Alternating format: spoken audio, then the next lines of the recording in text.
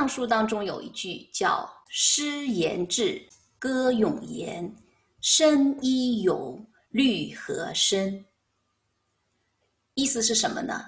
诗是表达思想情感的，歌吟唱出了表达思想情感的语言，音调要合乎吟唱的音律，音律要和五声协和。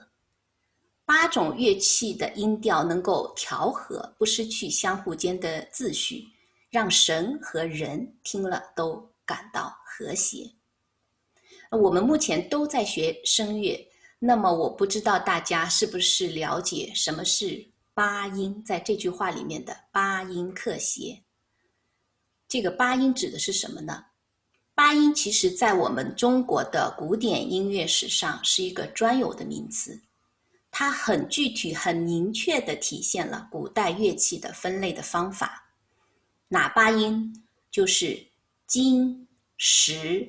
土、革、丝、木、刨、竹，这8个类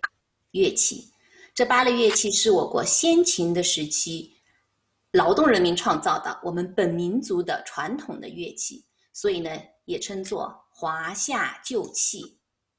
具体是指哪些呢？比如说像金，金就是指以金属制造的乐器，像钟、铃、钹、挠、筝就是金。石呢就是以石头或者玉制成的乐器，像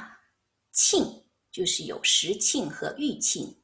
还有土就是以泥土烧制而成的熏、否这些。革就是用兽皮为主要的材料制成的乐器，像鼓、陶、丙这些都是革。还有丝，丝就是以蚕丝这些物件做成的琴弦的琴和瑟。木是指用木板做成的板、柱、羽这些乐器。刨是用葫芦制成的笙、盂。竹是以竹子制成的箫、管、乐。所以这个就是八音。八音克谐是尚书当中美学观点的重要的表达，它所蕴含的就是和这一个美学概念，是现存古籍当中最早的记载。它反映的是一种多样化但是又要统一的美学观念，在中国的音乐史上它有很深远的意义。由于在中国早期社会当中，诗、歌、舞是紧密联系不可分割的，所以八音克谐它不仅仅是对音乐整体协调性的要求，也是对全部文艺作品的整体协调性的要求。所以我今天把这句话在这里给大家做一个分享，就是我觉得同作为合唱团的成员，我们可以一起朗诵诗篇美文，可以一起欢声吟唱，一同畅游在文学艺术这个大海洋里，真的是一件很令人开心的乐事。那之前在座的各位应该都已经接触过阅读物的课程，只是你们在旁听的那次课的主题是我在宋词里，加上上一次我给华裔的讲座也是关于聆听诗与词，所以大家可能会觉得在阅读屋里只是学习诗和词，其实不是的，我们阅读的范围没有什么限制，只要是好的文字，对我们有益处的文字，只要是和文学艺术相关的，不管它的表现形式是怎么样的，我们都可以。诗词确实很美，它是一个很好的载体和引子，但是呢，我们仍然要抱着开放和学习的态度去进一步的拓展和延伸我们对美的理解和赏析。今天要和大家分享的呢，就是紧扣我们这个主题开卷有益而选的是一篇散文，杨绛先生他在1989年所做的《读书苦乐》。那在上一次的讲课当中，我们欣赏到了古诗官书，欣赏到了于谦为代表的那个时代古时的读书人他对读书的态度。他用56个字，用东风花柳竹时新，用魏信五庐别有春，表达了古人他对于读书的态度。那今天呢，我给大家介绍的这位文学大家杨绛先生的这篇散文，我们来了解一下作为现代的文人杨绛先生他对读书的态度和看法。杨绛先生虽然是一位女子，但是一直被人们尊称为先生。这个声誉对女子而言，特别是在近代、在现代、在当代的社会里面，其实是非常少见的。由此也可以看得到大家对他的尊敬，杨绛先生在大家心中，特别是在文化人心中的地位。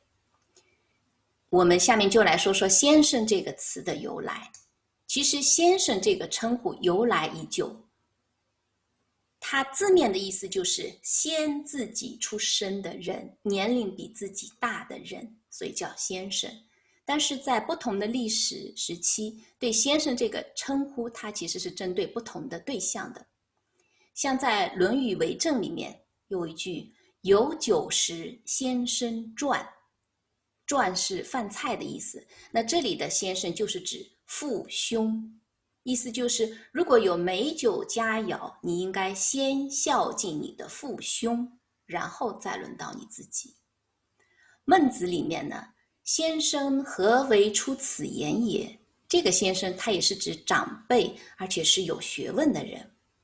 那到了战国时代，国策里面有先生作何至于此，他这个地方的先生也是称呼有德行的长辈。到了汉代，往往尊称的时候，先生前面再加上一个老，叫老先生，是从汉代开始的。其实在古代，这个词主要是用来称呼老师。那第一个用先生来称呼老师的是，首先是在曲礼当中我们看到有记载。曲礼是什么？曲礼是礼记的一部分。礼记我想大家应该听说过，是古代一部很重要的中国的典章制度的书籍。那曲礼，曲是指细小的杂事的意思，所以曲礼它是指具体细小的礼仪规范。在曲礼当中说，从于先生不越礼而于人言，就是说你如果和尊长在一起，你是不可以先于尊长而去先和别人打招呼的。那后人对这里先生的诠释就是先生老人教学者，就是说这个地方它其实就已经开始有老师的意思了。那当然以前的老师因为也就是先生大部分都是男性，所以呢先生这个词就渐渐的变成了对知识分子和有一定身份的成年男子的一个尊称。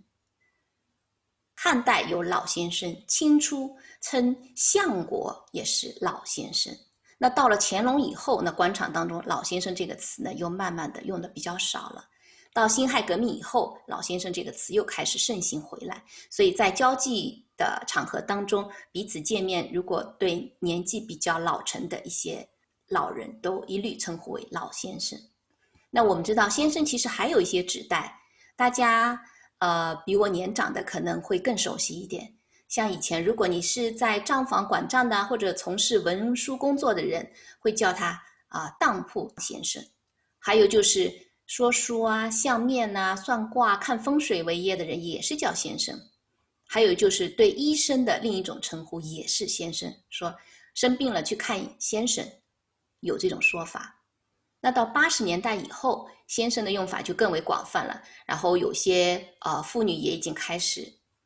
把自己或者是别人的丈夫称为先生。当然这个是有特定的用途，就是特定的指代的，前面一般都会加一个人称代词或者定语，比如说是你先生、我先生。